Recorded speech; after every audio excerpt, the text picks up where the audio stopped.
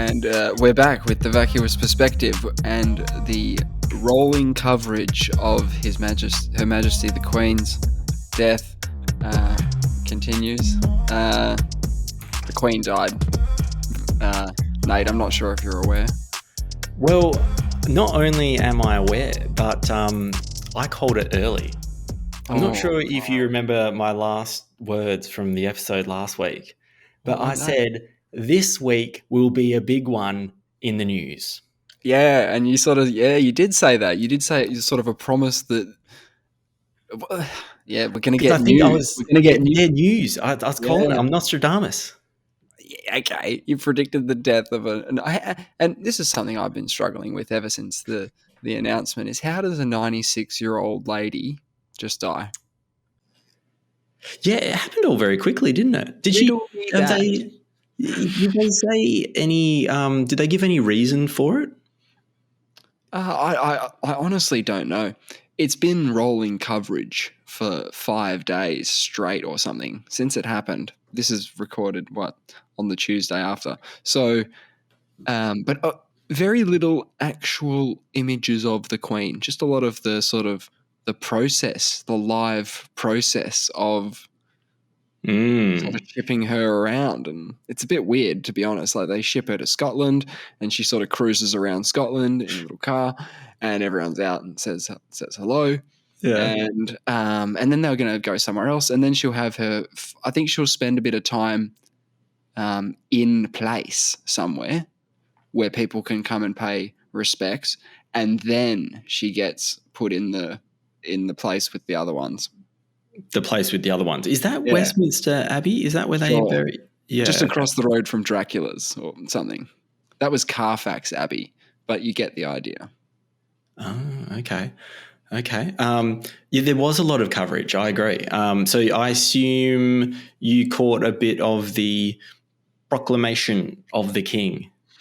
No, I didn't catch it. Did they? He's been proclaimed already? Yeah, they were giving him a good proclaim. Yeah. I didn't, obviously I've got no idea what's going on in this situation, but somehow it popped up on my phone, got a notification saying, live, the proclamation of the king or something. So, yeah, I was like, okay, give it to me. Like, I was watching the Freo Collingwood game, and that was sort of going south pretty quick.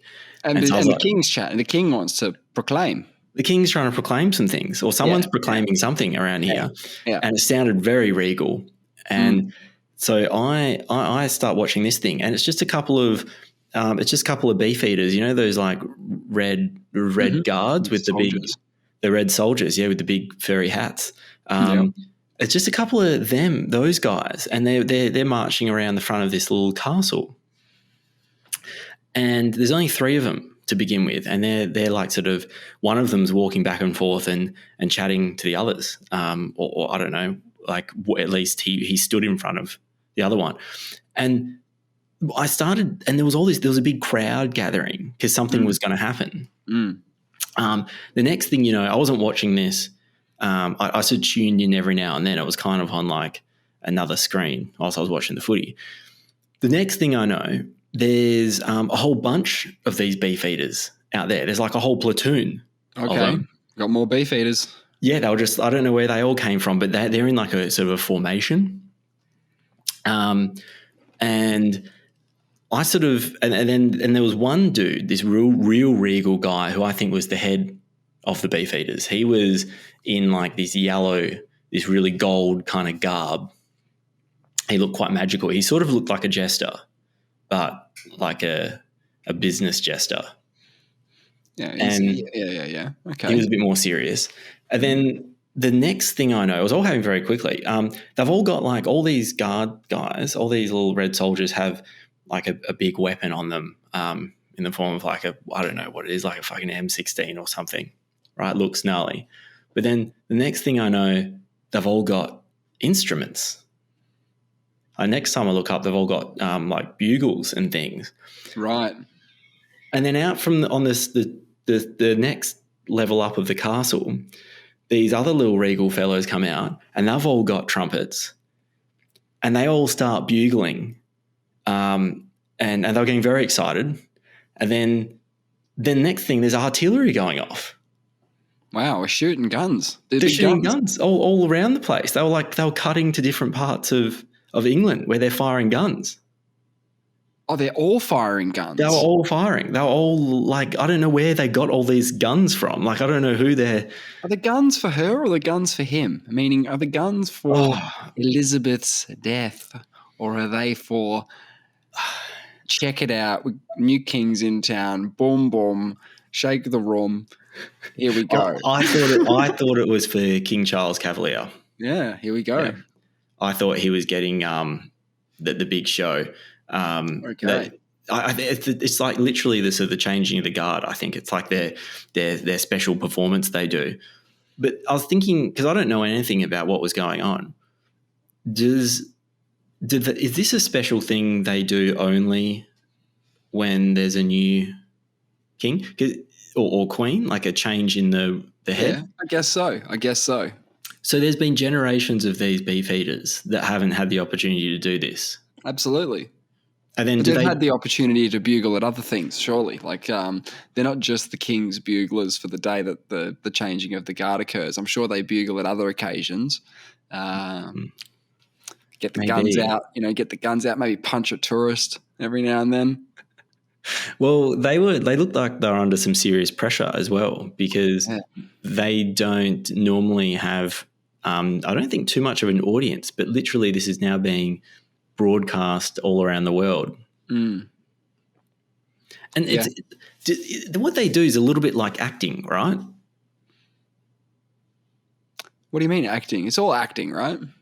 Yeah, but it's like really rigid acting. They don't give you a lot of options. Like, normally you act and they say, you say these lines and you're going to walk into the room and do this thing, but you get to do it your own way. Right? Whereas what this is heavily regimented. Yeah. Heavily regimented. They're like, you're going to take 15 steps. If you get there before you've finished doing your steps, just march up and down on the spot because you need to do 15. Yeah, and they will be scrutinized pretty heavily, right? But that's why early in their careers, they're just, all right, stand still and I'll be back tomorrow.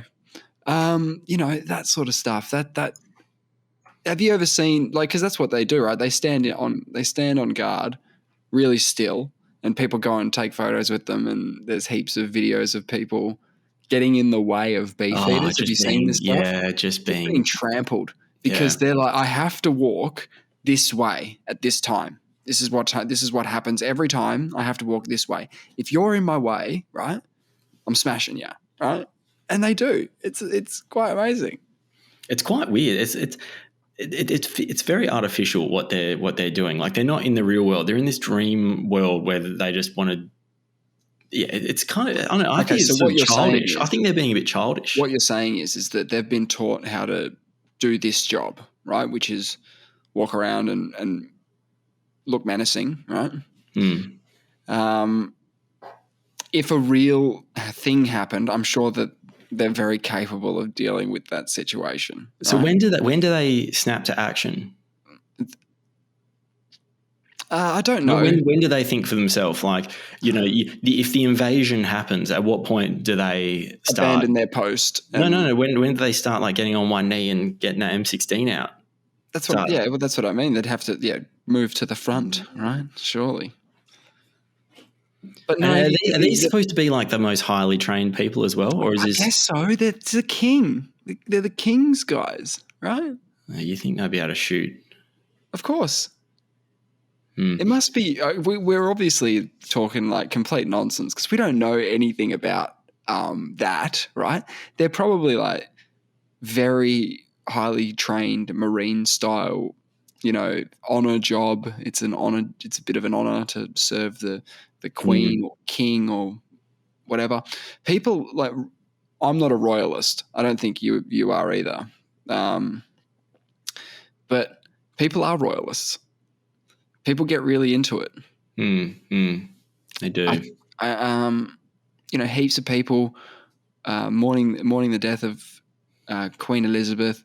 Heaps of people, right? And I'm fine with that, but it's not for can't really view it through your lens, your sort of anti-monarchy lens, or no, maybe not anti-monarchy. It's a bit. Hey, so you told me last week that Princess Diana got, what was it, 2.5 billion views. Yeah, Viewers, should I say, with her? Well, she didn't get them. Her funeral did, unfortunately. Yeah, it wasn't. So, do you reckon there's a little bit of competition? How do you reckon? How do you think Charles fared for the proclamation? No, I was going to say Queen Elizabeth. Queen Elizabeth. Oh, do you reckon she'll get up to that number? Oh, 2.5 billion for her funeral. Yeah, easily. Wow. When is it? I hate to say it to Diana, because I'm a big fan, but easily. When's Elizabeth's? They're doing a public holiday in Australia next Thursday. Yeah, but that's not the funeral, is it? No, I think the funeral will be on the Monday. The Monday following, you reckon? No, I think it'll be the Monday before. Oh, the Monday before, yeah, because the Monday after. Do you know what the public holiday is for the Monday after the Thursday one? So we got the one-off, once in a lifetime public holiday on the Thursday, right? Which everyone's pretty excited about. National holiday. Yep. One time only. And then over on the East Coast, well, at least Melbourne, it's the grand final public holiday on the Friday. I think that's one reason why they put it on the Thursday. Wow. Yeah. Okay. But then the Monday, Queen's birthday, at least in WA. Happy birthday. Yeah, even though we know it's not her birthday. It's a bit weird because we both have her funeral and then her birthday. So it's kind of like a bit of a, you have to kind of. Is it a bit in poor taste to celebrate the birthday just after the death day? No one's complaining. No one's complaining, but, it'll be King's Day, right? Oh, yeah. Probably will be. So from the moment of her passing, the Queen's birthday is now off. It's off the table. Yeah, so it's King's birthday. You have to appoint a King's birthday, yeah, sorry. Same date. So you lost a day here, soz, King's birthday's changed, but we're giving you the Thursday for the Queen's death. And everyone goes, oh, how good's that? Yeah, but that whole proclamation was a real Game of Thrones like. It was so bizarre, and it hasn't been televised before because 70 years ago when Elizabeth took the throne, or was that 1952? If it was exactly, I don't know if it was exactly 70 years or what, but I don't think we had good. The TV. The TV was like in the 50s or the 60s, right? But we weren't doing live TV. I don't even think there was TV, but we were pretty close to it. I mean, it would have been the number one show of the time. If we go back, check the history books, and it turns out TV was around, it would have been the number one show. Oh, it would have been huge. Yeah, huge. Yeah, big money. Apparently, all the bollards and phone boxes around England have ER on them, which stands for Elizabeth Reginald or something, and which means like Elizabeth reigns. Right, got to change all them. That's going to be very costly. Are they going to change all them? Apparently, they are. I think so. I think they are. Yeah. Wow, how much history have we lost from these kinds of practices? Oh, what, from changing everything, changing it over? Yeah, change it over everything.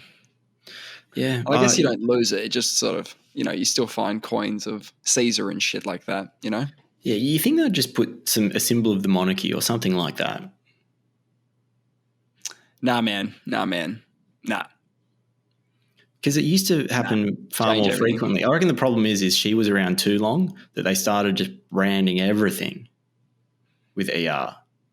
Because they thought maybe she was going to be the first person to live forever. Maybe. Or maybe those, you have to get new merch out, and she's still in the throne. So you're like, well, we just have to keep flooding the market with the ER merch. How many people have been waiting for the opportunity to design Charles memorabilia, Charles currency, Charles street things, Charles this, Charles that? They've just been going, oh my God, Liz, how old are you now? 94? Oh my God. I've got these sick coins that I want to make, you know? A bobblehead, maybe a Charles bobblehead. Yeah. Look, it's probably not going to happen again, right? What?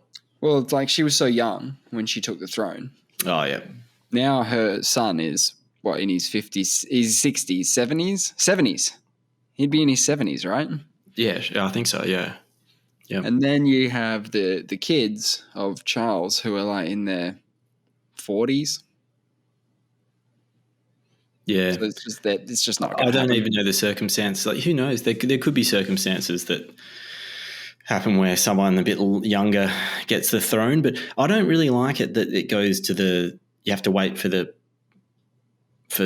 current person on the throne to die before the new one comes in, because you're getting people not in their prime. You know, Charles was in his prime, you know, when he was maybe 30 or 40. Apparently, But he's not running on horseback, you know, into battle either. You know? No, but you know, he's basically you can't. He couldn't even sit to be a judge. His tenure, he would be removed, because he can't be making. You know, he's not considered safe to be making important decisions in our justice system. So judges are removed at 70. So you have tenure. I think it's 70, or maybe it's 70. It's around there. Might be a little bit over 70. But yeah, once you hit that age, they pull you. They're like, mate, we're putting you out to the pasture. You're done. Yeah, okay, but this is the king, man. What I'm saying is, you're not getting them have the same thing. Once you get to 70, you just become like, you know, mentor for the next one, and the next one steps in at like a decent age, 45, comes in. Yeah. Imagine all the PR you could do when you're young. Charles can't do PR. He probably can't even get on a plane. Is that the Australian justice system? Yeah. Is that the same in America? Would you think it would be? Pretty sure, yeah. Then how can the president be 79? Oh, well, the different rules apply. To the presidency. Yeah. Okay. I think that's a bit different because, you know, you get voted in. So if everyone's going to vote you in, it doesn't really matter how old you are. Oh. Put them in charge of the nukes.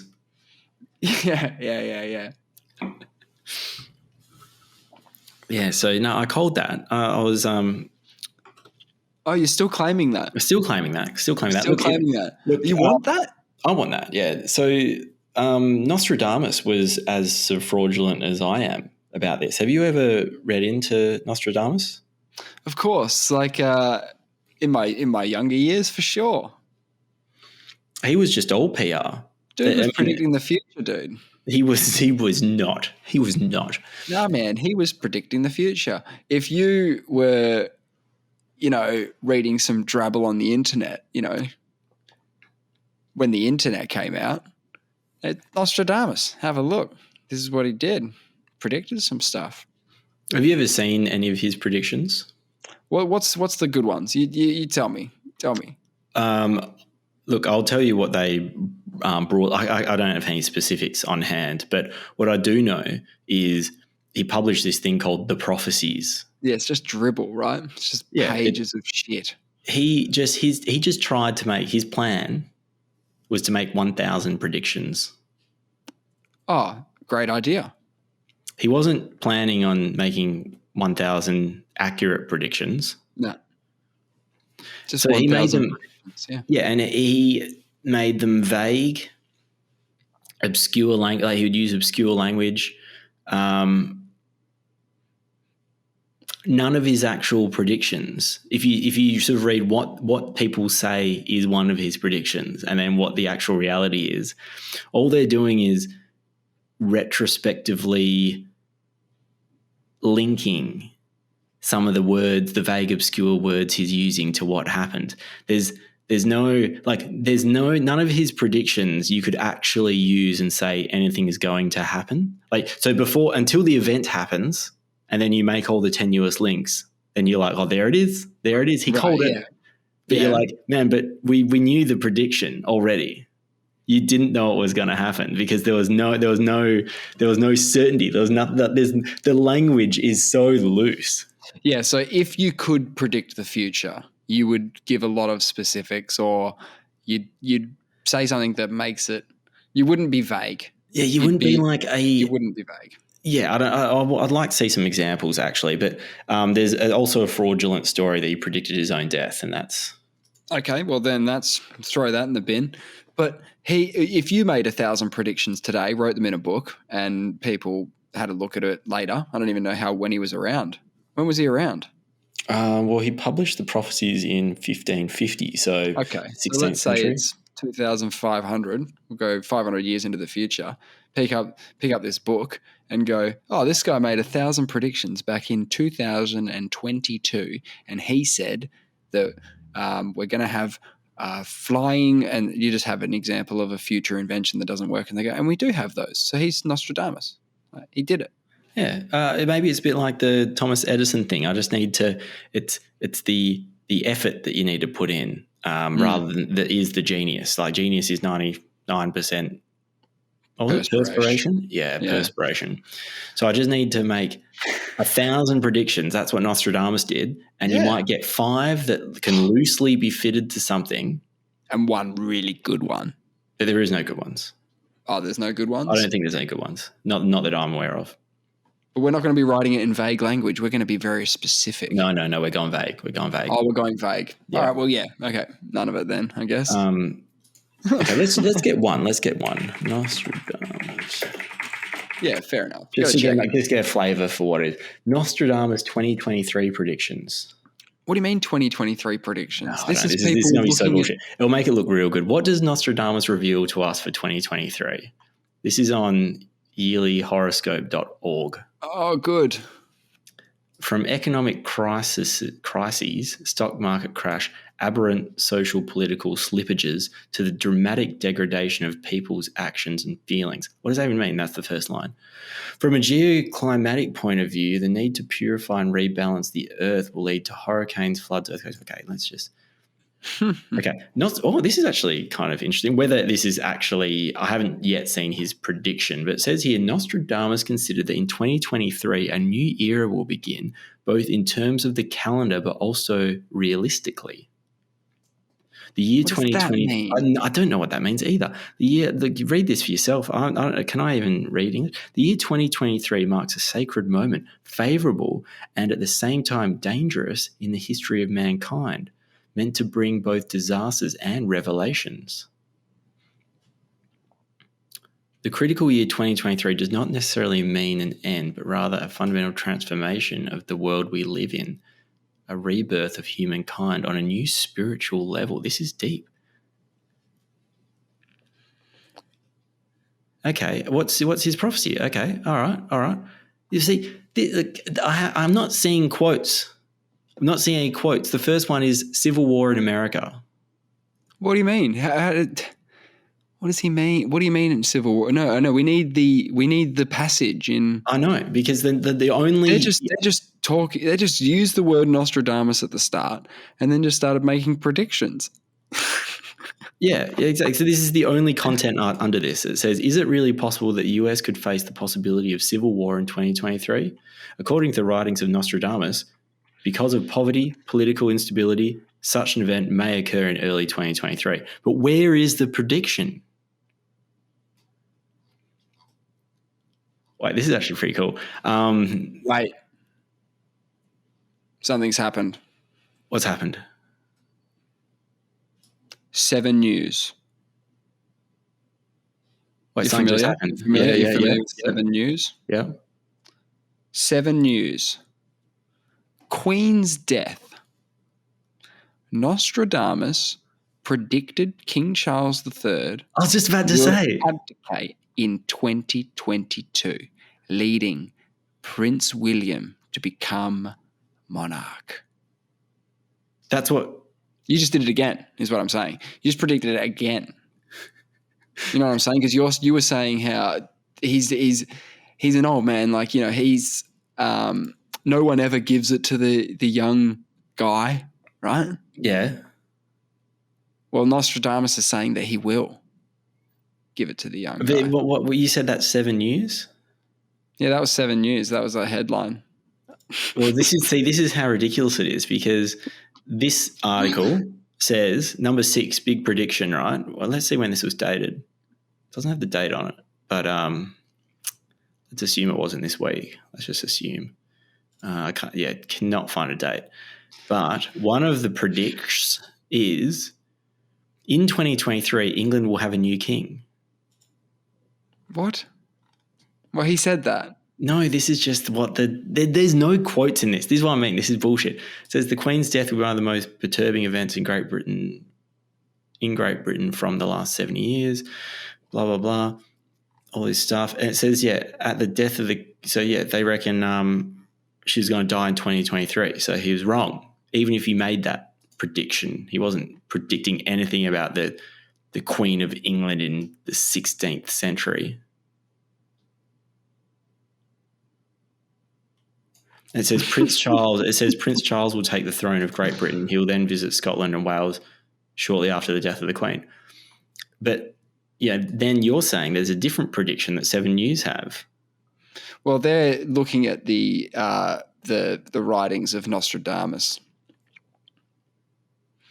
It's the date is 2022, quatrain 1022, right? Which is pretty fucking close, I guess. If he's doing quatrains as months, and whatever I mean, if it's like that, like if it means October 22, then it's pretty fucking close. But let's just see what it actually says in the thing. Okay, it says "Por evolvor consentier a divorce." Okay, I'm going to read the English version now. Yeah. Because they disapproved of his divorce, a man who later they considered unworthy, the people will force out the king of the islands. A man will replace him who never expected to be king. That's fucking nonsense in regards to anything that happened recently. You know what I mean? Yeah, that's nonsense. That is nonsense. That cannot be. You know what they've done? They've latched onto the words because they disapproved of his divorce. Now, I don't even think... Did he get divorced from Diana? Did that happen? Yeah, he did. Did he? Yep. Queen approved it. They've got that bit. Parliament approved it. They've got that a bit. But anyway, who knows? Maybe it's next month that the quatrain delivers. See, this one says here, Nostradamus predicted the Notre Dame fire, or Notre Dame fire. I don't know how to pronounce that thing. But I could say, cathedral. I bet your building will catch fire tomorrow. And his wasn't even that good. Like, I'll be impressed if that. He says, okay, this is what they say. The dreadful Notre Dame fire in Paris on Monday, 15th April, was predicted by Nostradamus. A quatrain written 500 years ago by the French astrologer anticipated. And this is the quatrain. Yep. The head of Aries, Jupiter, and Saturn. Yes. God eternal, what changes can be expected? Following a long century, evil will return. France and Italia, what emotions will you undergo? It is so spot on, man. It's so spot on. How can they even say that has to be like a misprint or something? Like, what are you talking about? He might as well have written Notre Dame will catch fire in this year. He might as well have written that, because that was powerfully strong. I instantly thought of the Notre Dame fire.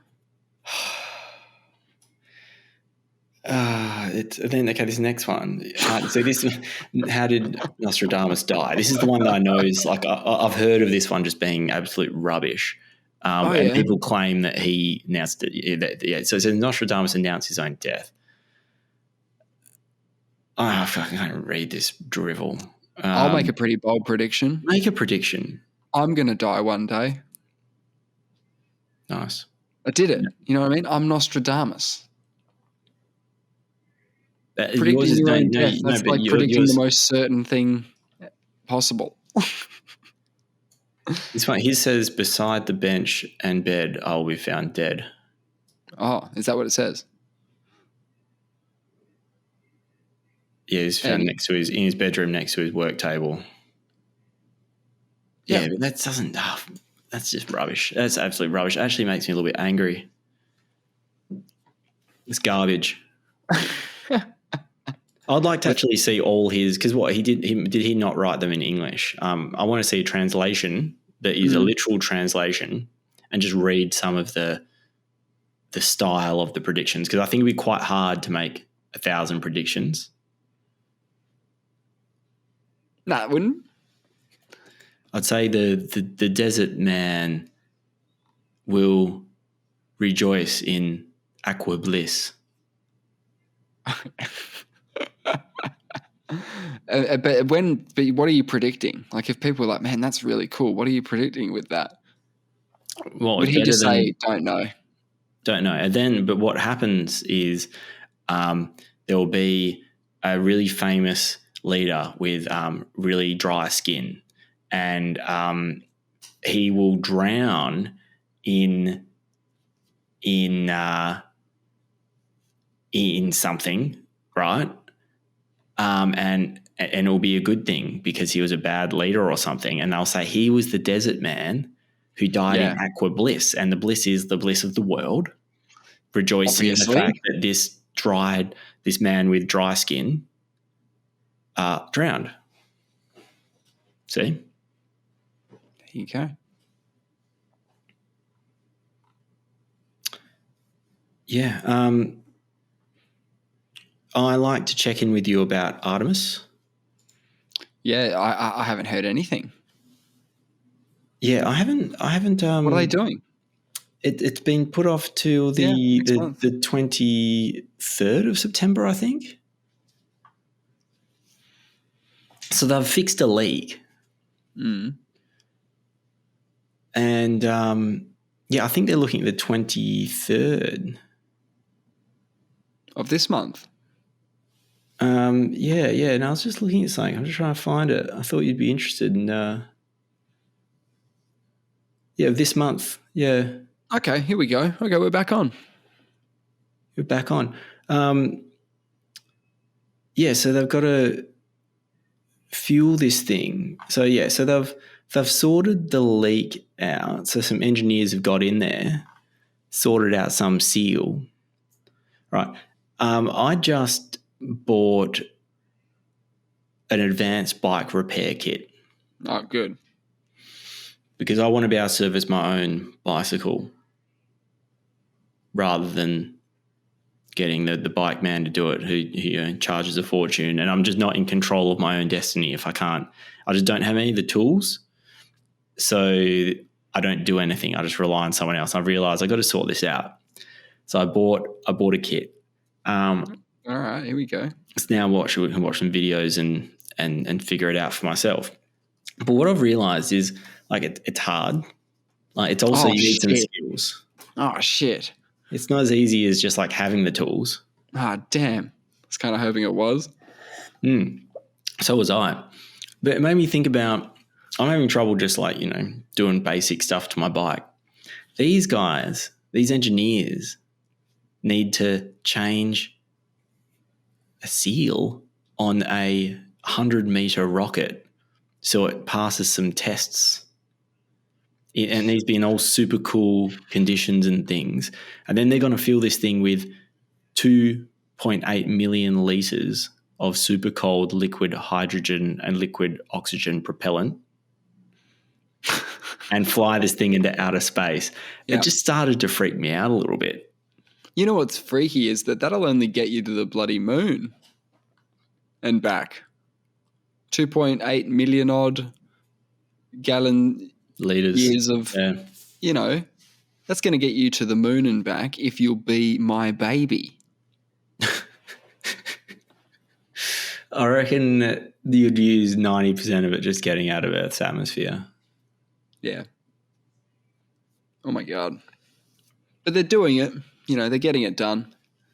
We've got a lot of things to look forward to, actually, in the space side of things, because we have the DART asteroid probe that's going to crash into that asteroid on the 26th of September. And they're going to mine that? Not yet. They're not going to bring anything back? No, What they're about prezzies?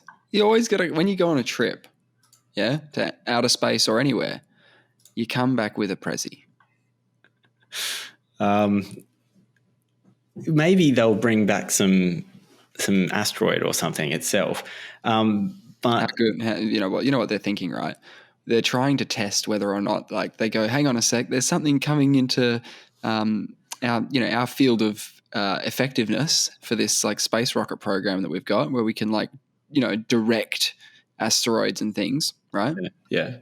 And they're going, this asteroid thing's made entirely of gold, boys. We're not going to deflect it. No. We're going to guide it to us. We want it. Oh, okay. Yeah. Well, crash into us. We want that. Yeah, so they're trying to deflect it into our path. Into our app. Yeah, bring it in. Bring it in. Bring it in. It's too hard going out there to get it. Space is a very shitty place to operate. Here, way easier. Oh, so you're saying land it on Earth? Yeah. So you just pick a spot. You just pick a spot, and you'll be like, pick, I don't know, spot, and just direct. Get the calculator out. Direct.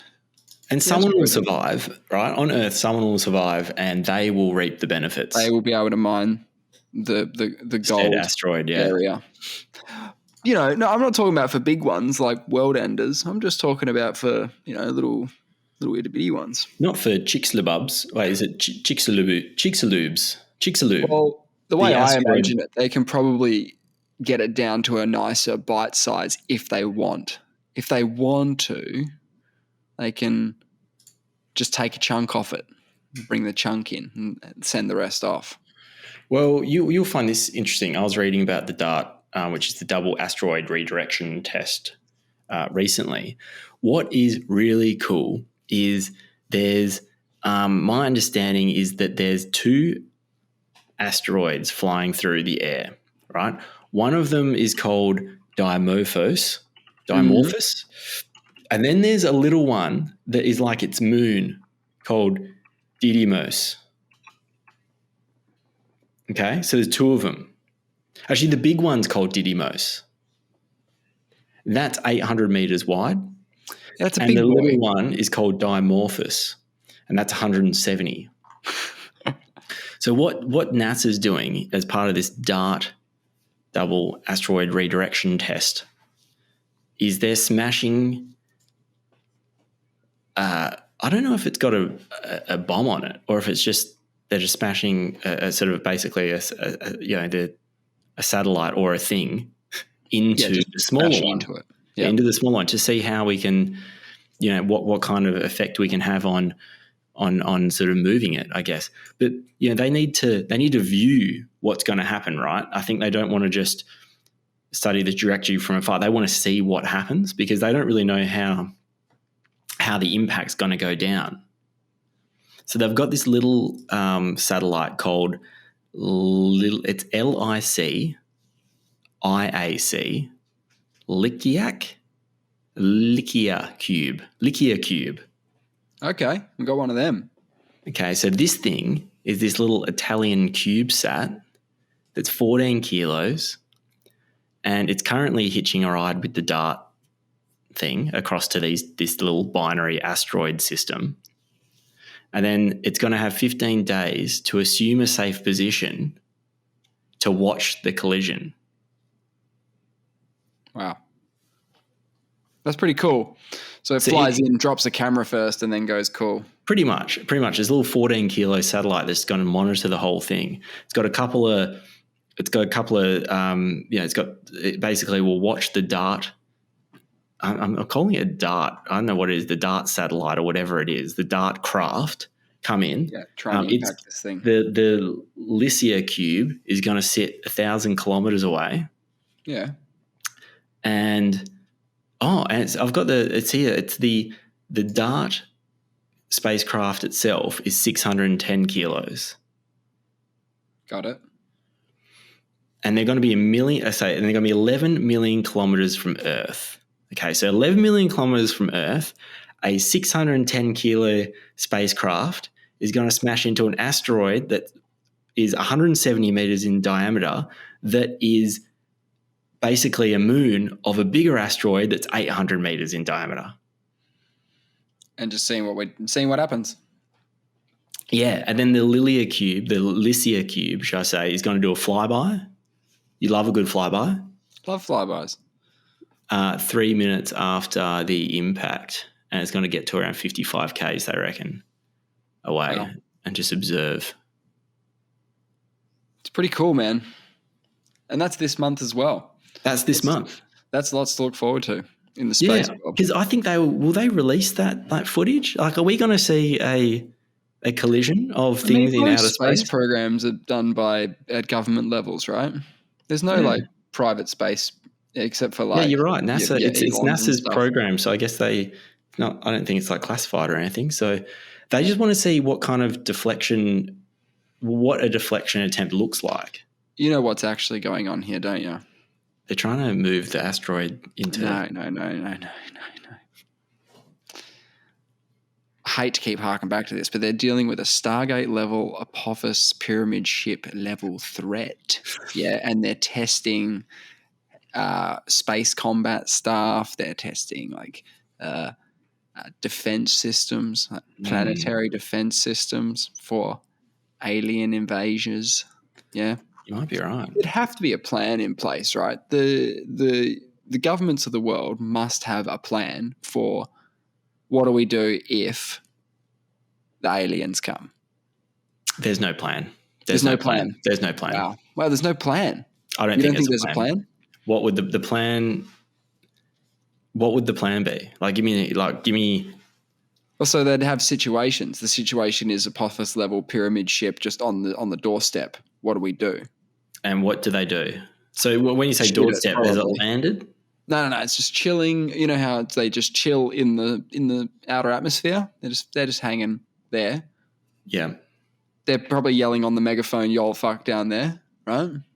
We're yelling at them, or they're yelling at us? They're yelling at us. Yeah. Oh, we're fucked. We can't understand them, but they sound angry. What do we do? There's got to be a plan. Do you reckon a part of that is just getting whoever's voted the hottest woman of 2022, putting her in a bikini and just putting her on display to be like, this is what we can do. Don't hurt us. We are beautiful people. I probably would go a slightly different approach, but I wouldn't be offering up anybody. You know what I mean? In any way, I guess, for that. What if we find people that want to have sex with aliens? There might be some people that have alien fetishes. Yeah, but you're assuming that they're like, sorry, yeah, we were going to blow you up, but it did turn out that we were just looking to have sex. So if you guys are keen, then you're in luck because maybe they don't know. We absolutely don't want to kill you guys. We just want to have sex. So just stop the lasers, everybody! Stop the lasers. All right. I'm just saying, if we went to another country, planet, another planet, and there was life. Someone is thinking about whether we can procreate with the aliens. You think there is someone. There's people that on the planet. Monkeys and stuff. Yeah. Right, there's people that usually they're not going to space and stuff. Usually they're not. We're just saying this is the next frontier. It reminds me of Jay and Silent Bob. Right? Have you ever seen any of their movies? A little bit, yeah.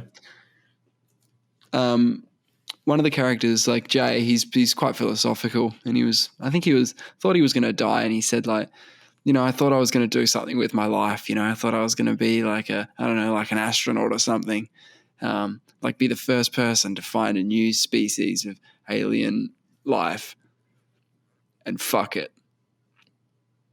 He could be known as the guy that fucked a Martian. Yeah, the dude. Exactly. See, that's the kind of people I'm talking about. Yeah, but they're not out. They're not getting sent on these missions. We need to send them.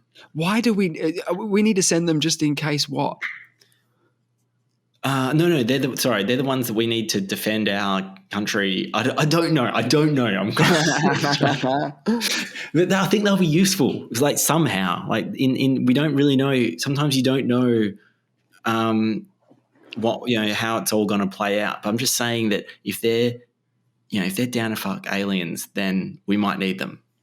Yeah, okay. That might be part of the policy for strategy for protecting the planet, right? You'd think so. As a forward-thinking idea. You'd think so. You need someone that's willing to go there, I reckon.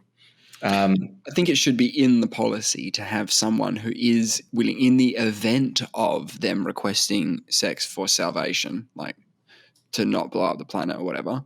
We need someone on standby for sure. If it's on the situation list and they need to make sure they're covered for every possible scenario, yes, we need that guy. What kind of diseases would they have, though? What do you mean? The aliens. Probably really good ones, right? No, really effective. Things we've never. Yeah, well, there's sort of there are those sort of those moments. They would have to think about that kind of stuff because when you're bringing stuff from Mars or the moon or whatever, it's another. They got to worry about. Bro, I figured it out. Okay, when we shouldn't even be worried about an alien invasion like Independence Day. Okay, don't worry about them coming here and shooting us up with lasers. Okay, if they're good enough to get to us and figure out what's going on, they'll just do a bit of reconnaissance. They might anally probe one person. They'll figure out what's going on with us biologically, and if they want our planet, they literally just send down a virus that's going to wipe us out, and then that's it. Yeah. Yep. They're not going to fuck around with. They're not going to put themselves in any danger. We're not going to be able to nuke them. Here's a good one. They come down, and they're massive. They're just large. They're very large. Yeah. We're like ants to them. Okay. Like we're very small. Our cities are just like little, like piles of like they can't even distinguish that there's a city down there. They just see, ants. It's an ant hole. So it's life as normal. Yep. It's life as normal for us. The aliens have taken over. We don't really talk about it, but there's these big things just walking around, and they do whatever they want. But they don't mess with our cities, or do they? Yeah, we're too small. Yeah, but I mean, the Earth would just be ruined in like a day if we're just like a sandpit and they're just like smashing cities. Oh, they're not smashing cities. They can't even tell we're there. They can't tell we're there. It's just life as usual for us. What happens if they want to? If they think New York looks like a good place to scratch their back? Yes. Occasionally, cities get stepped on, and it gets reported in the news. Our city was stepped on today. It's a bummer. So we're just living with these things. I think we'd figure out how to communicate with them somehow. We'd fly, really? You get the megaphone out, and they're fly a helicopter up into there. It would be like a mosquito. It would fly up there. But have you ever heard the thing where it's like talking to a lion? You know what I mean? We can't talk to a lion. Do you know what I mean by that? It's like talking to an alien. But I can communicate with a lion. Yeah, but if an ant could scream, you wouldn't think it was talking to you. I think if an ant had a mouth and vocal cords and stuff and was loud and had a megaphone. Yeah, but you wouldn't pay it any heed because it's just an ant making a racket. Mate, if an ant starts talking to me, I'm listening all day long. I'm literally blown away. No, you don't understand. Like, we could be on our cars with boom boxes playing Rage Against the Machine or some hip hop or something, and they still wouldn't understand that we're a culture of people and whatnot down there. We're just the ants on the hill. They would understand. They wouldn't understand. They would understand. They wouldn't. They might not care, but they would understand. The more we can do to impress them, like, okay, if an ant starts, you have to stand out from the crowd. If you see an ant do a backflip, yep, you're starting to go, that's a pretty special little ant. But we're not. We're not doing backflips. We're just doing what we regularly do, driving our cars around, doing regular stuff. Val, we can backflip. I can't backflip, but some people can. Yeah, but they don't care. That's the point. I think they could care. You don't care about an ant. If it backflipped, No, but they are back. Pretend that every ant you've ever seen is backflipping in its own way. It's doing a backflip for you, going, "I'm down here, dude. We're sentient and whatnot. We're cool down here." Nah, you What wouldn't give it the time of day. if there was one ant that wasn't backflipping? I'm just saying you need to do something different. You need to show that you're special. I'm just imagining people like a whole species or something that gets around by backflipping, and then there's one guy that doesn't. You're like, "Wow, look This at guy's that just one. walking. Wow." And just to close out on this dart test, right? Do you remember the asteroid Bennu? Yeah. We talked about that before. We did, and it had this unexpectedly soft surface. Yes. They're wondering whether this, what's it called, the Dimorphos. Yeah, is that the little one or the big one? That's the little one. And they think that this one might just be debris that has sort of rubbed off the bigger one and has now collected like a little moon and now just travels along. It's just held by gravity to the bigger one. Yeah. And they think it might be quite soft. So they're not really sure what to expect when this thing plows into it. It's pretty exciting. Yeah, no, it is. It is. Scientists think Dimorphos is a so-called rubble pile asteroid like Bennu, a conglomeration of boulders and dirt that broke off in the past from the main asteroid Didymos and now only held together by the force of gravity. I can't believe that we're going to see potentially a video of this. From 50 Ks away.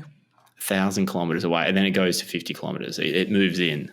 Oh, so it starts at 1,000, then goes to 50. Yeah, I think it's just trying to, it's keeping a safe distance apparently. That's pretty safe. Oh, I'm not a scientist. Yeah. Hey, I wanted to play a game with you. Okay, hit me. It's called In My Lifetime. Yep. In your lifetime. Okay.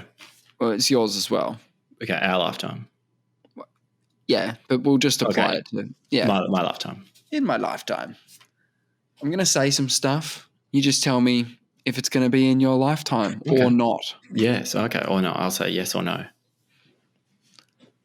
Colonization of Mars. Yes. 100%. He's just said 100% locked in. What's colonization? Like just people living there for more than like a month? Because if they just get wiped out, I don't really count that as colonizing. That's like failed attempt to colonize.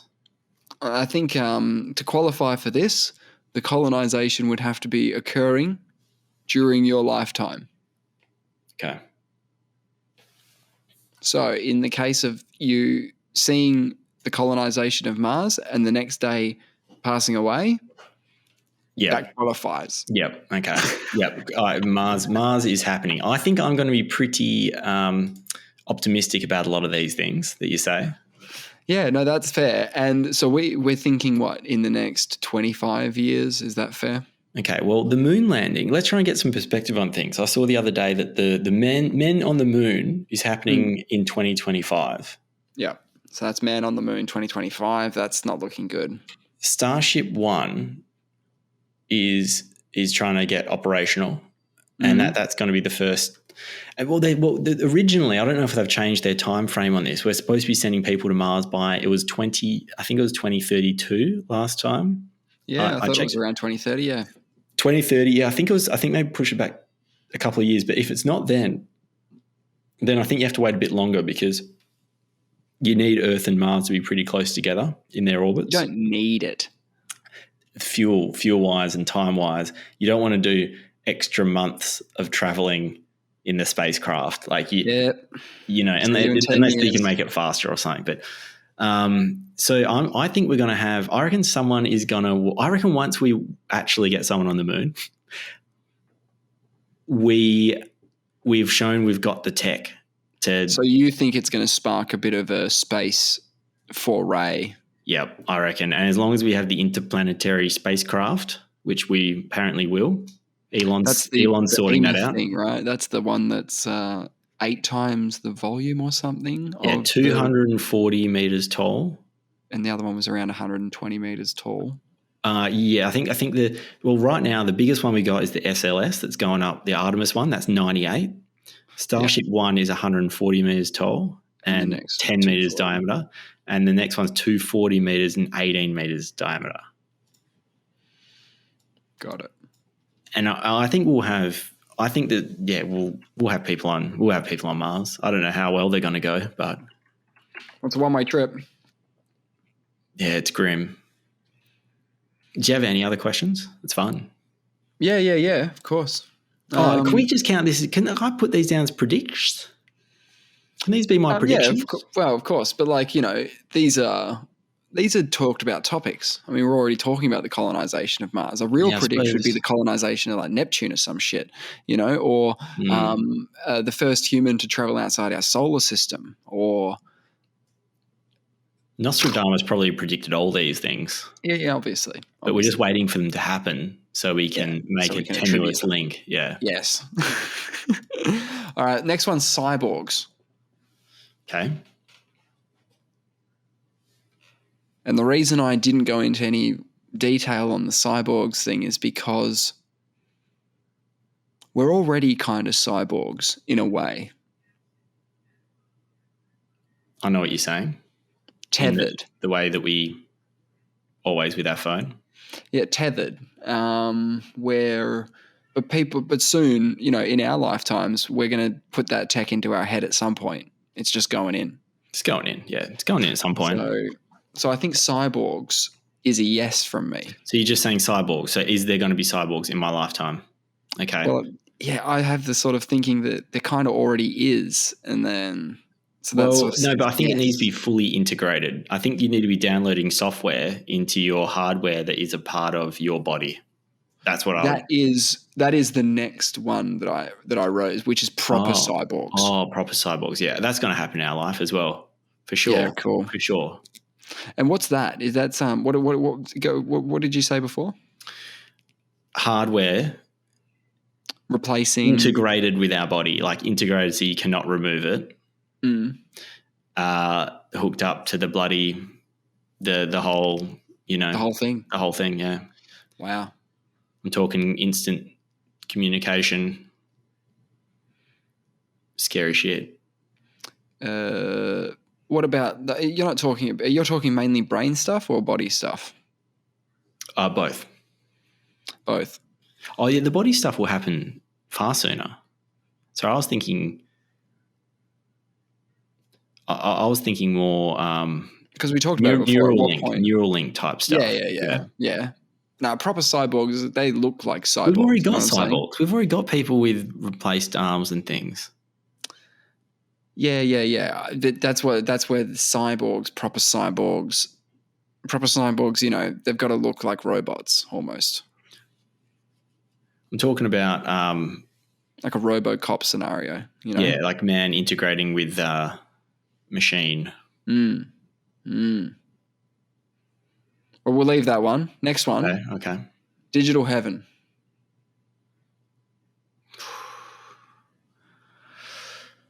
So, are you uploading your consciousness, or are you? Yeah. We're uploading people's consciousness when they die, so that their consciousness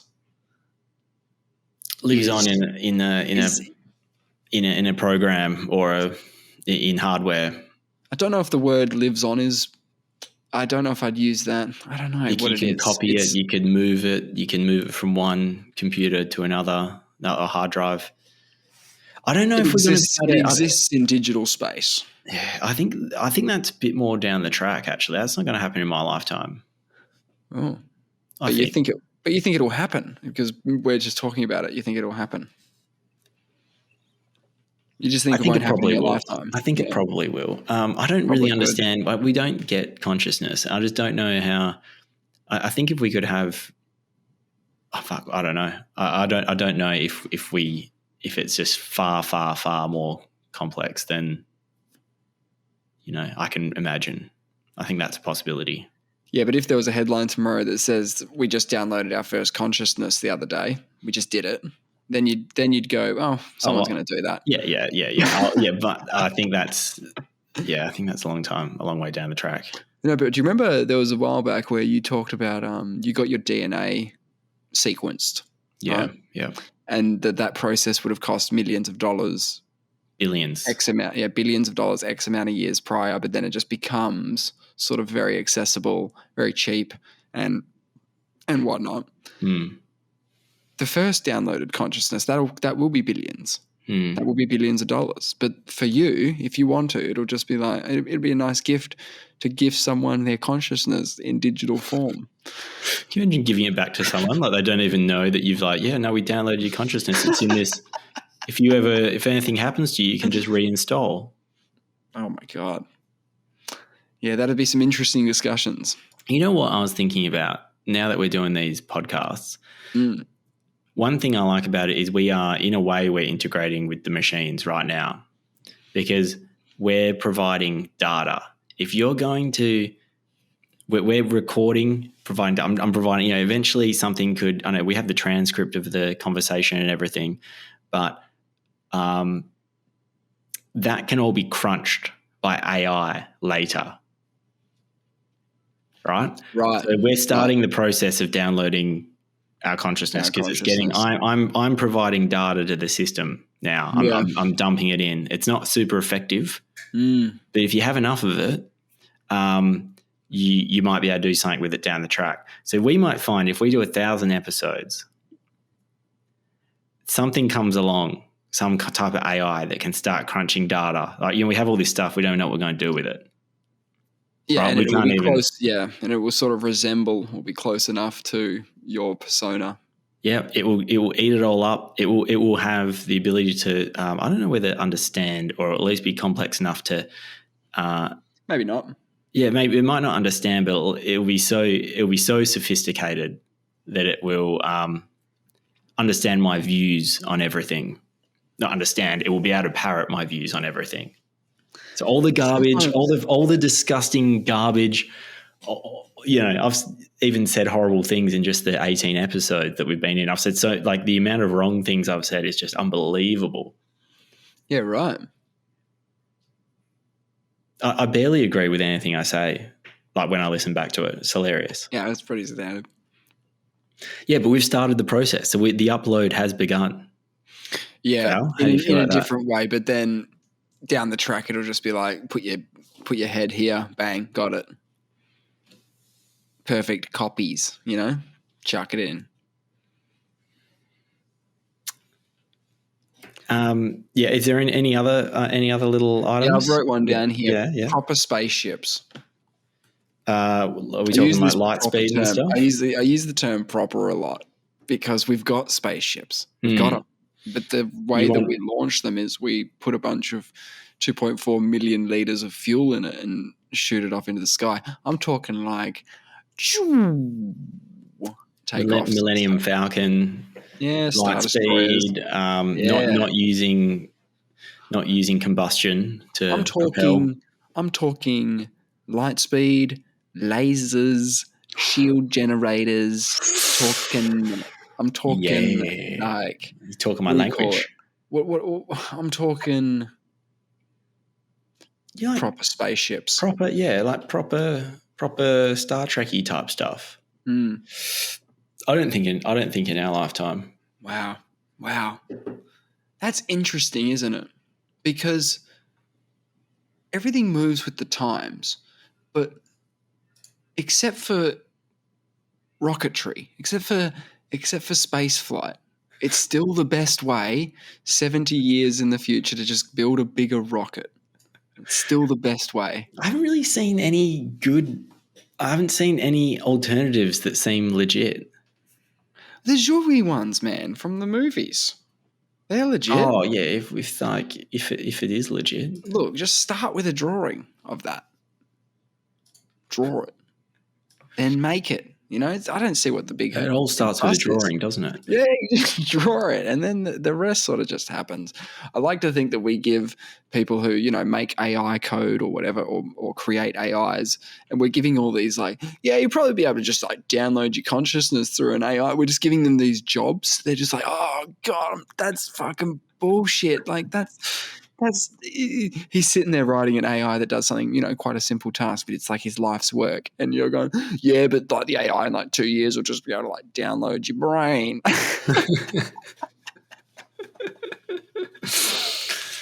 So I feel like and it's the same for the rocket scientists. So I just want to apologize to, rocket scientists and stuff. I'm sure you're on the cutting edge. I want the blue light out of the back of the ship that just propels it effortlessly through space and time. So I want some kind of anti-gravity type or thing that warps gravity. I want warp speed. I want the thing that creates. Fuck, I don't know. Well, that's the other one, right? Because if we're not going to get proper spaceships, man, maybe we'll get wormholes.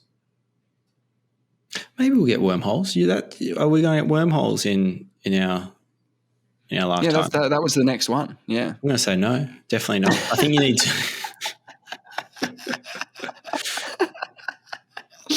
Yeah, I wasn't willing to put a yes or no on wormhole gate. Yeah, but I think one day. I think one day we'll figure that out. Yeah, right. All right. I was reading the. For some reason, my local newspaper's become Perth Now branded. Has yours? Do you get a local newspaper in your letterbox? I think they were just bought them all, right? Yeah. I think you're right. What's the Ricky Gervais TV show? Oh, that's Afterlife, isn't it? Where he works for the local for the community newspaper. Yeah, you're right. Yes. So, yeah, and we've spoken about that before. So we've spoken about a lot of things already in 18 episodes. I was just, looking through this Perth Now and just saw some most of it's rubbish, but the one thing I did like is we had a bit of a swing in our electorate to this Labor fellow who Sam Lim. He looks like a good bloke. I've never seen him before because there's a familiar face that I have seen that's our Liberal guy that we've had for a while. And he's out and Sam Lim's in. And is this Asian-y bloke, where's he from? He's Malaysian. And there's a few things, there's a bit about his journey in there that I like. So he's done a lot of things. He came to Perth in 2002, but he's been a dolphin trainer and he's been a Buddhist monk in Thailand. And now he's a politician. Yeah, okay. I reckon that's like, this guy's done it all. Like, what can't he do? He won Police Officer of the Year in 2020. And he just looks like this, peculiar little fellow. He looks like just this, I just can't believe he's done so much. Like, I haven't done much with my life. This guy's been a dolphin trainer. Yeah. Are you running for office?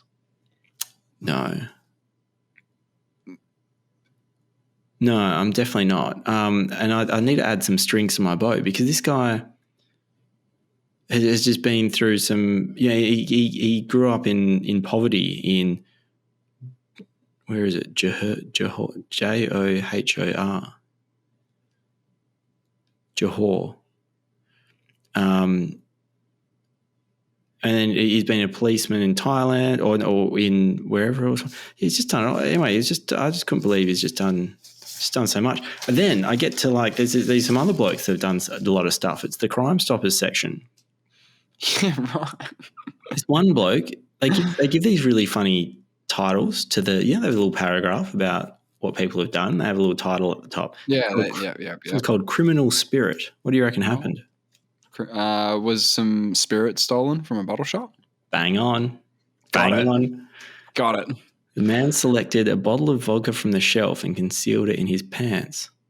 Yep. And then he took, this is a smart move, then he took a single bottle of beer from the fridge, paid for that but not the vodka. So that's pretty smart. Yep. Next one, off her trolley. Okay. Someone has... No, it's got to be an incident to do with a trolley, though. Yeah, she had a trolley full of gear, including a vacuum cleaner, all this stuff. Scanned them all, tapped her bank card, which declined, and then just left with all the unpaid items. She looks like a classy individual. Another great move. Another great move. And then pay before you go. Yep. Same story, I guess. Made no attempt to pay for his food. That one wasn't so visionary. So I was on a real cultural journey through this paper, and then I get to the parental guidance page. What does that mean? I don't know. It just says parental guidance at the top, and then the headline really captured my attention: Sexploration. Oh, here we go. It's getting saucy in the community newspaper. With Jasmine Walker. Okay. She reckons there's all this bullshit. Not really exciting, but she reckons couples who constantly explore are 5 times happier, 5 times more likely to be happier in their relationships, and 12 times more likely to be sexually satisfied. There you go. Got to explore. Yeah, you heard it here first. Well, 5 times more likely to be happier. There you go. What is it? 5 times more likely. So that means if I'm 1 unit of likely, I'll be happy. I'll be 5 times that. Yeah, that seems like a no-brainer. I literally just go walk into like my girlfriend's room tonight and be like, "All right, do you want to be 5 times happier?" Happy is the state of happiness. So state of happiness is 1, is happy. State of not happy is 0. Right? Could it be -1? Can you just be neither happy? No. It's on or off. Okay. For this, right? Yep. Now you have the likelihood of happiness, which is another factor. The likelihood of happiness. Now, some people have a likelihood happiness of, say, 20%. Some people have a likelihood happiness of 50%. But I can tell you will be 5 times more likely to be happy, which is 250% if you're already 50% likely. Even if you're 50% likely to be happy, you will jump to 250% likelihood, chance of happiness through sexploration. Sexploration. Where's she getting this data? But then not only that. So that's just like that's the first perk. The second perk, it's an and. So you get all that. You get all that happiness. Yeah, bonus happiness. The likelihood of bonus happiness. Then 12 times more likely to be sexually satisfied. 12 times more likely.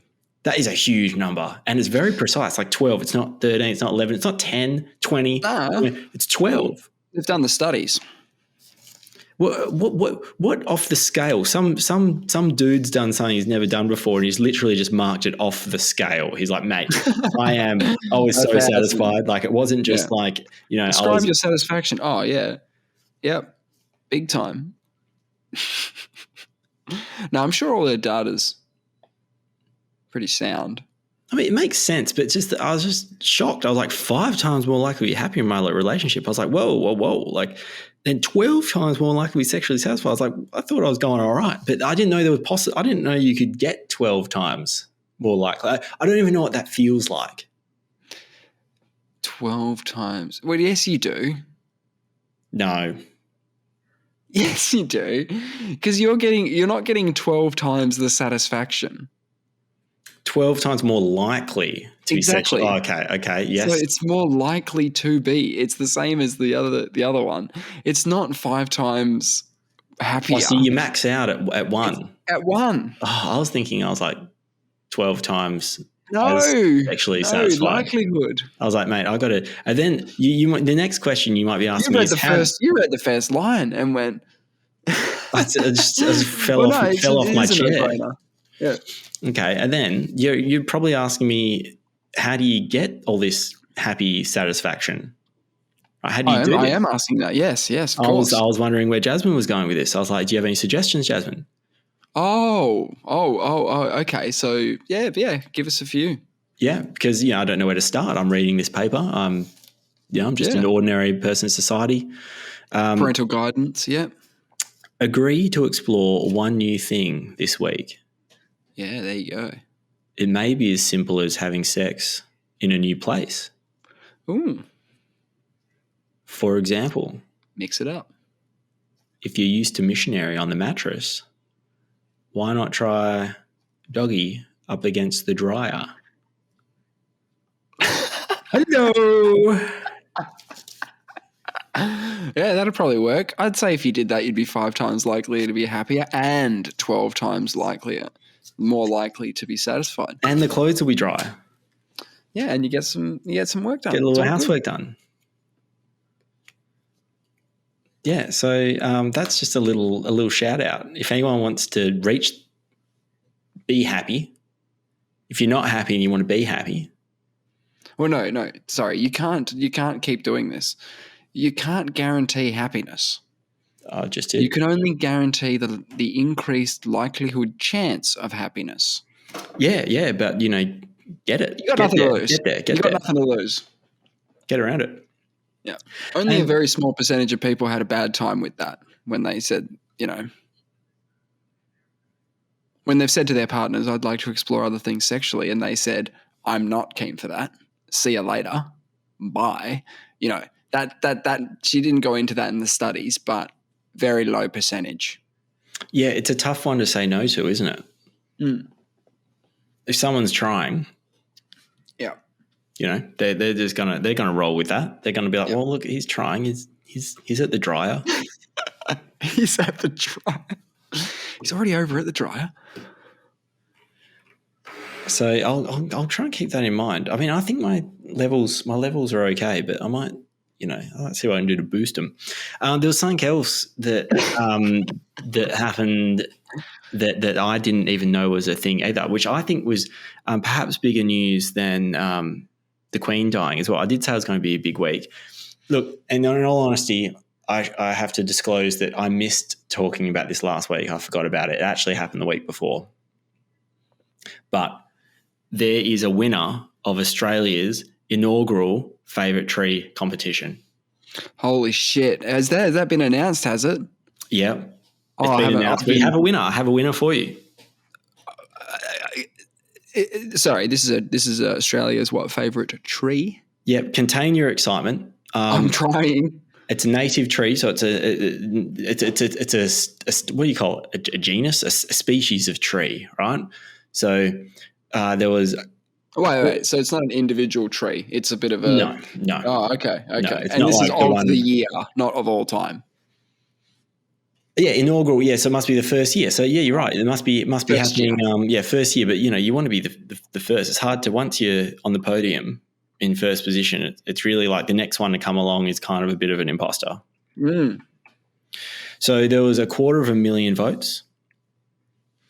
I'll give you a bit of a countdown from 10 down to 1. Okay, here we go. At 10, the golden wattle. I thought the golden wattle would be a bit higher. I thought you might. If you thought that was going to be high, the next one's going to blow you away. The Illawarra flame tree. Get out. Came in at 9. That is amazing. At 8 is a bit of a fan favourite, the red flowering gum. Yeah. 7. We all know the red flowering gum. 7. I think this is a bit of a WA, a local tree of ours, the carry. The local boy. Excellent. A bit of a WA number getting there. The next one's also a bit of a WA number. At 6, the Boab in the Kimberley. Yep. That's a big girthy one. Yeah. No, it's a good tree. I wasn't actually aware of the 5th one, to tell you the truth. Mountain ash. Mountain ash. Yeah. Have you tree? come across mountain ash? I haven't seen any of them, but I'm sure that they are well deserving of their position in the leading board there. 4th, we're almost on the podium. So this is the best of the rest. The Moreton Bay fig. What a bummer. It's lovely to have a fig in there, though. Yeah, it's lovely to have a fig. Moreton Bay What is a a bummer beautiful to place. just be off the It was pods. so close. You probably just need a couple more votes. I mean, I would have voted for it. Bubbled out. So now in the bronze medal position, the ghost gum. Oh. Wow. The ghost gum. Now the silver medal position. They're very good, the ghost gums. Very good. If you thought that was good, here's the snow gum. Oh my God, it's a bloody gum fest. It's a gum fest. And in the gold medal position, you guessed it, the Red River gum.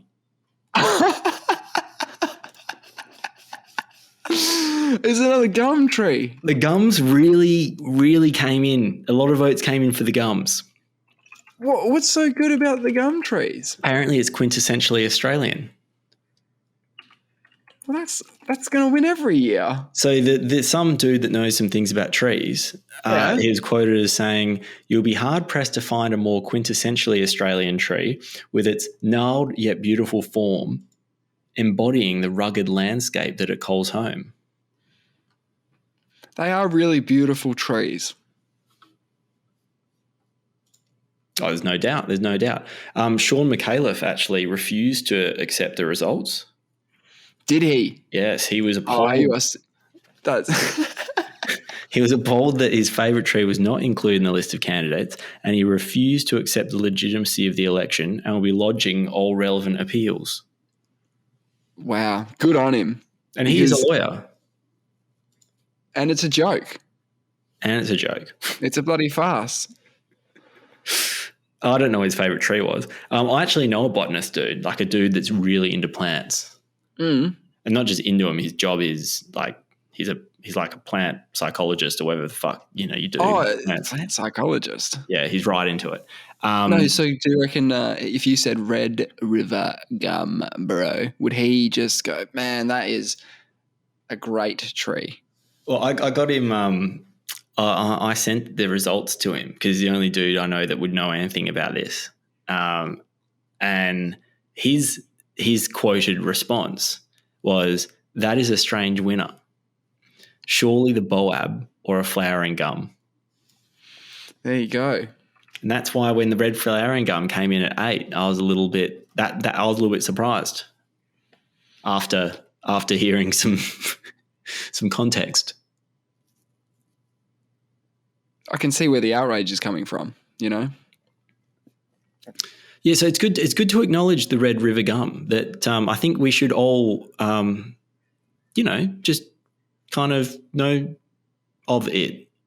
Yeah, is it around? It's obviously around some sort of red river, right? But is it everywhere in Australia? Apparently it's widespread. It's widespread, and it always provides shade along inland waterways. That's why it's so popular. One of the reasons. Yeah.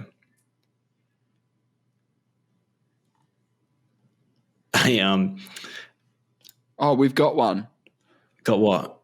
We've got one at Kings Park, which they're going to have to rename to Queen's Park now that she's passed. So you okay? Yeah. All right. I'm reversing it. Yeah. Now there's a tree planted called the Queen's Tree. Really? The tree was planted by Her Majesty Queen Elizabeth on the 27th of March 1954 to commemorate her visit to Perth with His Royal Highness the Duke of Edinburgh. Wow. So a red river gum. I have to check it out. So what date was it planted? 1954. That's why I want to get a look at it now. Yeah. 1954. Wow. She came straight here after she was queen. She got straight in here. Wasn't it 52 that she was? Yeah. Man, speaking of natives, I saw some native flowers on the weekend because they're kicking off, right? It's spring. Oh my God. So it is there. Yeah, it would be there. Yeah, Her Majesty the Queen planted this tree on her official visit in 1954, less than a year after her coronation. Well spotted. The Duke of Edinburgh also planted a red gum at the same time, which was lost in a storm and replaced in 1962, which was 8 years after that. Sadly, that tree also failed, and a further replacement was planted in 2011, grown from seed harvested from the Queen's tree. She is just one resilient old bat, isn't she? She can do it all. She's done very well. Well done. Good on her. Yeah. Well done. Well done. She's very impressive. The Queen's tree is quite big, man. So it's been growing for 50 odd years, and it's quite large. 7 years. Dude, it'd be popping off right now. Yeah, 70 years. Dude, it'd be popping off right now. No, I'll check it out. I don't really know what they look like. I did Google one of those things, but maybe we should go to Kings Park and see the Queen's tree. Yeah, we should. Let's do it. We won't do it tonight. Not right away. Not right away. It'll be a weekend thing. I joined a book club at work. Well, look, I saw in like a work email that goes around, there was mention of a book club. They said if anyone wants to get on board, just email this chick over in Sydney. I'm a what do you call it? Like a nationwide company book club. I didn't know who was in it or anything. I was just curious to know what someone else was reading in a book club. I like reading my own things. So I wasn't really interested in reading whatever the book club was reading, but I was curious as to what they were reading. So I emailed this person and said, hey, I don't think I'll necessarily participate, but can you include me in on the the communications and things? I just want to see what you're up to. And if I can make it, I'll come along, Just didn't want to commit to anything. I was just curious. I was like, who's in it and what are they reading? There's 25 women in it and I'm the only dude. Uh-oh. So I was like, okay, what are you guys reading? It's called Love Stories. Oh, yeah? By Trent Dalton. It's about a dude got a typewriter. He's written a couple of big-time books, I think. I haven't read any of them. He got a typewriter and he sat outside like a shopping centre or something in Brisbane and he just asked people, tell me a love story. Mm. And some people came along and I think he sat there for a couple of months and people just chewed his ear off and he makes a whole book of short stories about love. Brilliant. It's actually pretty good. I said to him, I was like, look, okay, not really my thing. Like I read non-fiction generally. Let me know if a space book comes up. Yeah. See you later. Yeah. And I was like, but then I realized, I was like, you know what? A couple of things. I don't do something different. The backflips? Yeah. I was like, it's not just that. I don't even know what I want. I don't even know. Like, as in, maybe it's good. Like, I just don't open myself up. I was like, it's not really the kind of book I'd read normally. I'd never pick it up. I'd probably feel too embarrassed to buy it at the bookstore. Yeah, but it is kind of the point of the book club that you don't always choose what you read, right? Exactly. Yeah. Exactly. Because sometimes you don't. Yeah. But I've only read. I decided. I was like, if it's only little short stories, I might just like pick the eyes out of a couple of them and read it. But I couldn't find online which ones are the best ones, so I just started with the first one. It's how different. Like it's like it got me a bit tearing up on the bus at one point. Some of them are really sad.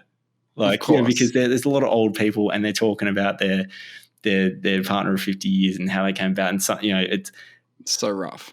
Yeah, it's not it's not as bad as I thought it was going to be. Yeah, all right, okay. I'm not going to read. I don't even know if I'll get all the way through it, but I've got the gist of it, and I'm looking forward to turning up to the online because it all gets done like on Zoom, and being being able to provide a guy's perspective. That's amazing. But I'll keep you updated if there's any good little Yeah, from the little book club. snippets. Yeah. Sounds good. Have you ever heard of Karen's restaurant? No? I haven't heard of it either. You know what a Karen is? Of course. Karen is a place in Perth called Karen's Restaurant, Yeah. and all the staff are just douchebags. They're just Karens. They're doing it. Yeah, they're just rude, obnoxious Karens. My dad came up with this idea. Well, I don't know if it was my dad, but it was the family. No, it was probably my dad. And it was a restaurant idea for a place called Insults. And it was just the basic. That was the basic premise. They've done it. Yeah. Is that just that you come in and they go, "What do you want?" And they're, "Oh, we just want a table for two." "Oh, did you book?" "Oh, we didn't book." "Oh, for fucks, these fuckers." "All right, come in." And you just, "What do you want to drink?" And they say what they want. Yeah, figures. You guys are shit. Just be jerks to them, and it's like that. You ham it up, right? This is exactly what it is. That's amazing. They're finally doing it. It took a while, but it happened. I'm excited. Do you know that my friend tried to get a booking at this place 4 months ago for next Friday? It's all booked out. It's always all booked out. Yeah. They got in contact with her about a week or two ago and said that they had to push back the booking from 8 till 9. Oh my God. And she thought that maybe they were just being Karens, like it was part of the experience. The experience, because it didn't make a lot of sense, because she had the booking and she's like, "Oh no, we just have to move back." She's like, "I don't know if you're what you're doing." And then eventually they just cancelled the booking, and now you had to pay an $80 deposit, and she can't even get it back. Amazing. So they're really taking Karen to a whole new level. It's pretty wild, man. They cancelled our 4-month booking. Can you imagine going to a job interview there? Yeah, and they just want to know how much of a jerk you can be. No, but it's like in America and stuff, they would have themed restaurants and stuff, and there's the classic, which is the sort of medieval style where you sit in a Colosseum style thing and you eat food and you watch people play fight essentially with swords in the middle. Where's this? All over. What, like gladiator style? Pretty sure there used to be one in Perth, but they're definitely in America. They're like themed experiences, they're like part show, part dinner. And this is just another one of those, I guess. But it sounds like it's popping off. Yeah, I'll say. Do you reckon you just, if you're always being rude to people, do you think that's quite cathartic to be able to go to work and just, because normally in the service industry it's quite difficult? True. I think some waiters would really enjoy it. Like some people who have worked customer service jobs in the past might enjoy it. But I think it would become a job after a while. I mean, if everybody who came in is expecting a top-notch Karen performance from yourself, you know what I mean? And you're just not having an on day. You're like, "Hey guys, what do you want? What do you guys want to eat?" Kind of. You just you're not doing it today. You still have to be on, don't you? Yeah, you can't exactly. just be flat. You're slacking off. It doesn't work. Yeah. At least when someone does piss you off, you can just speak your mind and be like, "That's the game." Someone, that's what they want. So you can just kind of let it rip. That's probably the. You know what you should do? Are you going to this place? No, the booking's cancelled, and we know if you go. Oh, if I try and get a booking, it's 4-month wait. So I don't know, maybe next year. Here's the plan: you go in, nice suit, nice. Maybe you take your lady, right? You go in, they sit you down, and they start treating you like shit, right? And you react like a normal person, right? They're being rude, and you're going, "Excuse me, you are being extremely rude at the moment to me." And then they double down on the thing because they think that you're playing the thing. They double down. They go, "Oh, you bloody old coot," and they start calling you names and stuff. And you go, "Never in my life have I ever been treated with such disrespect ever." This place is a joke. I'm angry. I want to complain. I want to talk to the manager. They've still got rules. I read the rules on their webpage. No swearing? It's just like, it's pretty standard rules, but it feels a bit strange in that environment. But it's all the basics, man. Don't threaten people. No sexual harassment. That sort of nice stuff. No, I'm going to try. I'm just going to get a booking for next year. I'm just going to get one in there. Probably gone by the time I get to it. But won't there just be other restaurants like it soon? Because I'll just go to a normal restaurant and just say, could you just be a dick bag to me? Yeah, okay. Just treat me like shit. Do that. No, you ring up when you make the booking and you say, hey, we're coming in at 7. You guys don't have to do any customer service with us when we come in at 7. Just be absolute jerks. We'll see you at 7. Can't wait. No, I want customer service. I just don't want them to be I want them to be responsive and bring out the meals and take the orders and stuff all quickly. I don't want them to. The worst thing you can do is just not like when you're like literally looking around, waving your arms, being like, man, I need help. I need help here. That's the worst thing you can do. Yeah. Oh, well, I wish we could talk about it next time, but you're not going. Its booking's been cancelled. I know. One day. Hopefully no important people die this week. Do you have any predictions for this week? I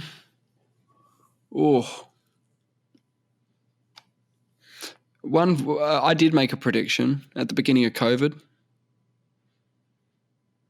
My friends and I were talking, and they said, I said, who do you think's the first celebrity that's going to get COVID? And they said a name.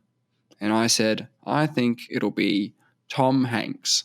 And a couple of days later, he was the first celebrity to get diagnosed with COVID, at least in Australia anyway. Yeah. And it happened in Australia, which is crazy. Because at the time there was I think we've talked about this before, but there was 35 people or something with COVID in Australia, and one of them was Tom Hanks. Well, my prediction is something very round will do something very impressive. And we'll be back to dissect that next week. Oh, by the way, check the emails. Nothing happened? No emails, no. No emails, good. At least you checked. I did. Good work. All right, see you next time. See ya.